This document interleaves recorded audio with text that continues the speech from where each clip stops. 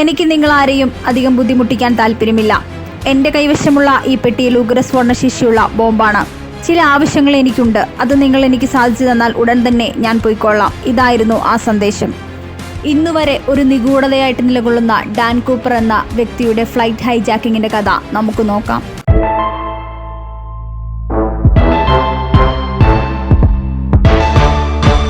ഇന്നത്തേതുപോലുള്ള സുരക്ഷാ ചെക്കിംഗ് ഒന്നും അത്ര കർശനമല്ലാത്തൊരു കാലഘട്ടത്തിലാണ് ഈ സംഭവം നടക്കുന്നത്.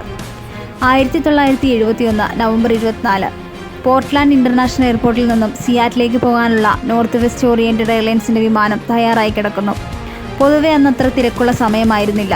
അതുകൊണ്ട് തന്നെ അവിടെ അധികം യാത്രക്കാരൊന്നും ഉണ്ടായിരുന്നില്ല. ഫ്ലൈറ്റ് എടുക്കുന്നതിൻ്റെ അവസാന നിമിഷം പെട്ടെന്ന് ഒരാൾ അവിടേക്ക് ഓടിക്കുതിച്ചെത്തി.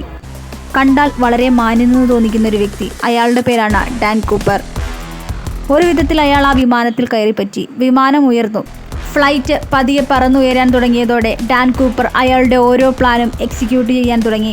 അതിൻ്റെ മുന്നോടിയായി അയാൾ ആദ്യം ഒരു സോഡ ഓർഡർ ചെയ്തു. പൊതുവെ ഫ്ലൈറ്റിലുള്ള യാത്രക്കാർക്ക് ഭക്ഷണങ്ങൾ എത്തിച്ചു കൊടുക്കുന്നത് ഫ്ലൈറ്റിലെ ജീവനക്കാരായ എയർ ഹോസ്റ്റസ് ആണ്. എയർ ഹോസ്റ്റസ് ഡാൻ കൂപ്പറിൻ്റെ അടുത്തെത്തുകയും ഡാൻ കൂപ്പറോട് സംസാരിക്കുകയും ചെയ്തു. അയാൾ ആവശ്യപ്പെട്ടത് ഒന്ന് മാത്രമാണ്: എനിക്കൊരു പേപ്പറും പേനയും വേണം. ഡാൻ കൂപ്പറിൻ്റെ നിർദ്ദേശപ്രകാരം എയർ ഹോസ്റ്റസ് പേനയും പേപ്പറും എത്തിച്ചു നൽകി. അയാൾ ചില കാര്യങ്ങൾ ആ പേപ്പറിൽ എഴുതി. ശേഷം 4 മടക്കി എയർ ഹോസ്റ്റസിന് കൈമാറി. അവർ അത് തുറന്നു നോക്കിയതും അവർ ആകെ ഞെട്ടിപ്പോയി. ഞാൻ നിങ്ങളെ ആരെയും അധികം ബുദ്ധിമുട്ടിക്കാൻ ആഗ്രഹിക്കുന്നില്ല.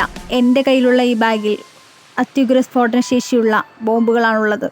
എൻ്റെ ചില ആവശ്യങ്ങൾ നിങ്ങൾ നിറവേറ്റി തന്നാൽ ഞാൻ പോയിക്കൊള്ളാം. ഇതായിരുന്നു ആ സന്ദേശത്തിലുണ്ടായിരുന്നത്. ഫ്ലൈറ്റ് ഹൈജാക്ക് ചെയ്ത വിവരം എയർ ഹോസ്റ്റസ് പൈലറ്റുമാരെയും മറ്റു ജീവനക്കാരെയും അറിയിച്ചു.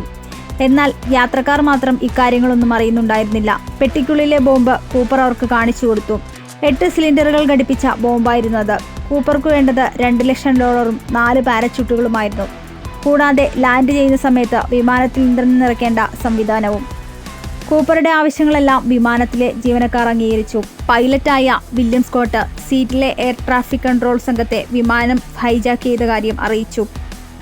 എയർ ട്രാഫിക് കൺട്രോൾ ടീം രഹസ്യാന്വേഷണ ഏജൻസികളുമായി ബന്ധപ്പെട്ട് കാര്യങ്ങൾ വേഗത്തിലാക്കാൻ ശ്രമങ്ങൾ തുടങ്ങി. ഡാൻ കൂപ്പർ ഒരിക്കലും ഒരു ക്രൂരനെ പോലെ സംസാരിച്ചിരുന്നില്ല. വിമാനത്തിലെ യാത്രക്കാരോടെല്ലാം സമാധാനപരമായാണ് അദ്ദേഹം സംസാരിച്ചത്. ഇതിനിടയിൽ വിമാനത്തിന് ലാൻഡ് ചെയ്യാനുള്ള ചെറിയ സാങ്കേതിക പ്രശ്നങ്ങളുണ്ടെന്നും സിയാറ്റിൽ ഇറങ്ങാൻ താമസം നേരിടുമെന്നും കോക്പിറ്റിൽ നിന്ന് ഒരു സന്ദേശം വന്നു. കൂപ്പർ ആവശ്യപ്പെട്ട പണം നോർത്ത് വെസ്റ്റ് ഓറിയന്റിന്റെ പ്രസിഡന്റ് ഒരുക്കി വെക്കാനും ഹൈജാക്കിനോട് സഹകരിക്കണമെന്നും കൂപ്പർ പറഞ്ഞു. പിന്നീട് വിമാനം 2 മണിക്കൂർ സമയം വാഷിംഗ്ടണിന്റെ വടക്കു പടിഞ്ഞാറൻ തീരത്തിന് മുകളിൽ പറന്നു. കൂപ്പറിന് വേണ്ട പാരച്യൂട്ടുകളും പണവും മറ്റും ശരിയാക്കി വെക്കാൻ വേണ്ടിയാണ് 30 മിനിറ്റ് യാത്രയിൽ 2 മണിക്കൂർ വട്ടമിട്ട് പറക്കേണ്ടി വന്നത്. സിയാറ്റിലെ നിരവധി ബാങ്കുകളിൽ നിന്നായി $20 1 ലക്ഷം കറൻസികളാണ് സ്വരൂപിച്ചത്. Federal Reserve Bank of San Francisco അടിച്ചിറക്കിയ L സീരീസിലുള്ള നോട്ടുകളായിരുന്നു അത്.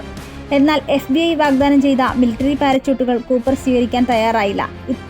ഇതിനു പകരമായി സിവിലിയൻ പാരച്യൂട്ടുകളാണ് കൂപ്പർ എത്തിക്കാൻ പറഞ്ഞത്. ശേഷം സമയങ്ങൾ അങ്ങനെ കടന്നുപോയി. വൈകിട്ട് 5:24 ആയപ്പോഴേക്കും പണവും പാരച്യൂട്ടുകളും റെഡിയെന്ന് കൂപ്പറിനെ അറിയിച്ചു. വിമാനം ലാൻഡ് ചെയ്യാനുള്ള എല്ലാം സജ്ജീകരിച്ചു. മുഖത്തൊരു ഭയവും കൂടാതെ കൂപ്പർ യാത്രക്കാർക്കിടയിലൂടെ നടന്നു. തുടർന്ന് 5:39 വിമാനം ലാൻഡ് ചെയ്യുന്നു. വിമാനത്താവളത്തിന് പുറത്തും അകത്തും സുരക്ഷ ശക്തമാക്കി FBIയുടെ മുൻനിര ഉദ്യോഗസ്ഥന്മാരെല്ലാം എയർപോർട്ടിലെത്തി. ലാൻഡ് ചെയ്ത വിമാനം വെളിച്ചമുള്ള സ്ഥലത്തേക്ക് നീക്കാനാണ് കൂപ്പർ ആവശ്യപ്പെട്ടത്. എന്നാൽ ക്യാബിനുള്ളിലെ വെളിച്ചം ഓഫ് ചെയ്യാനും അയാൾ പറഞ്ഞു.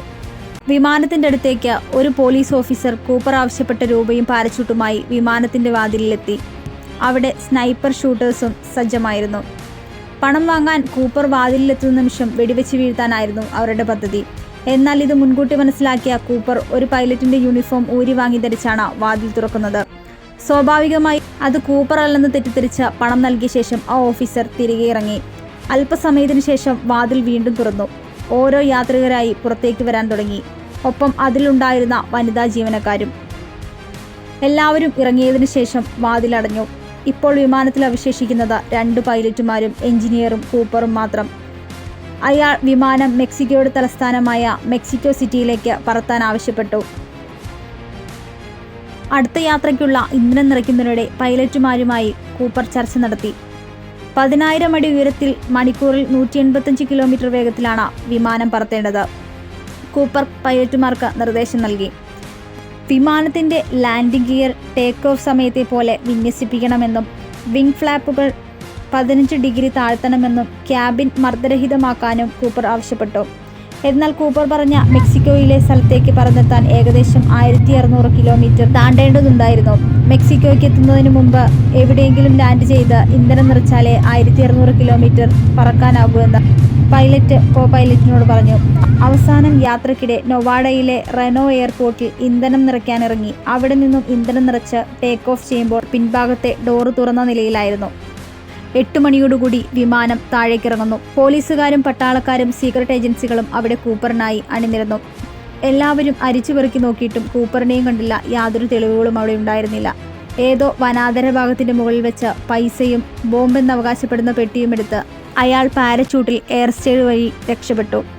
കാട് മുഴുവൻ അരിച്ചു പെറുക്കിയെങ്കിലും ആരുടെയും ഒരു പൊടി പോലും കിട്ടിയില്ല. കുറച്ച് ദിവസങ്ങൾക്ക് ശേഷം അവിടെ നിന്ന് ചില അസ്ഥി കഷ്ണങ്ങൾ കണ്ടെടുത്തെങ്കിലും പിന്നീടുള്ള പരിശോധനയിൽ അതേതോ മൃഗത്തിൻ്റേതാണെന്ന് തെളിഞ്ഞു.